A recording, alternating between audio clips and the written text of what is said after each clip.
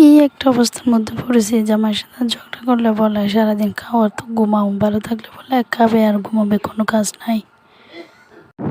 ঝগড়া হলে বলে খাওয়ার তো ঘুমাও আর করোটা কি কাজ, কি কোনো তো কাজ করতে পারো না, আমি কামাচ্ছি তুমি খাবে, তোমার টাকা আমি না খেলে খাবে টাকা, আমি তো আসছি তোমার টাকা উড়ানোর জন্য, খাওয়ার জন্য।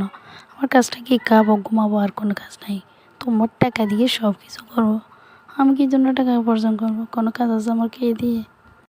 হ্যাঁ মানছি, আমাকে এত এত যে টাকা দাও, ঠিক আছে তো আমাকে টাকা দাও, আমি টাকা রাখতে পারি না কী করবো, ওইটা তো আমার দোষ না, ওইটা তো আমার থেকে হাত খরচে টাকা, তো ওইটা খরচে হয়ে যায়। তাহলে মাঝে মাঝে রাখার চেষ্টা করি, যেটা রাখি ওইটা তো আমার খরচা হয়ে যায় ভাই, আমি কী করে রাখবো, আমি উপার্জন করবো তো দূরের কথা, জমাই রাখতে পারি না। তাহলে